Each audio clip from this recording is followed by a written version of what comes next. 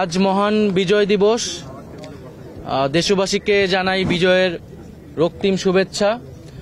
আজকের এই দিনে আমরা স্মরণ করছি আমাদের মহান স্বাধীনতা সংগ্রামের সকল শহীদদের এবং আমাদের জুলাই অভ্যুত্থানের শহীদদেরকে আমরা শ্রদ্ধার সাথে স্মরণ করছি।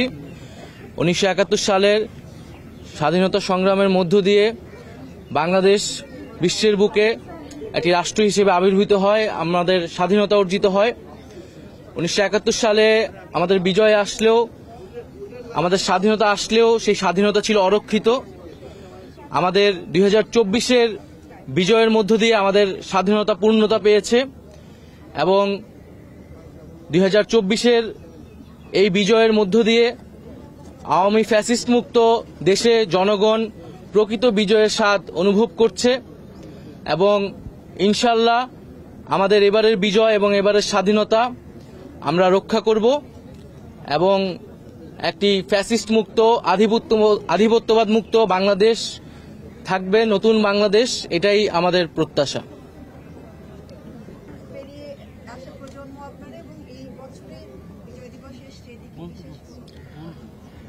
প্রথমেই দেশবাসীকে বিজয় দিবসের সশ্রদ্ধ শুভেচ্ছা এবং স্মরণ করতে চাই আমাদের স্বাধীনতা সংগ্রামের শহীদদের এবং আমাদের জুলাই গণঅভ্যুত্থানের শহীদদের, যে আমাদেরকে এমন একটি বিজয় দিবস উদযাপন করার সুযোগ করে দেওয়ার জন্য। আসলে আমাদের প্রজন্মের জন্য এই বিজয় দিবসটাই মনে হয় বোধ বুদ্ধি হওয়ার পরে একটা প্রকৃত বিজয় দিবস হিসেবে আমরা উদযাপন করছি। এর আগের বিজয় দিবসগুলোতে আমরা বিজয়কে উদযাপন করব, স্বাধীনভাবে কথাই বলতে পারতাম না। তো এটা এই জুলাই গণঅভ্যুত্থানের শহীদদের তাজা রক্তের বিনিময়ে আমরা পেয়েছি এবং অবশ্যই 71-এ একটি রাষ্ট্র হিসেবে আবির্ভূত হওয়ার জন্য আমাদের যে শহীদরা জীবন দিয়েছেন তাদেরকে তারাও এই প্রাপ্তির সবচেয়ে বড় অংশীদার।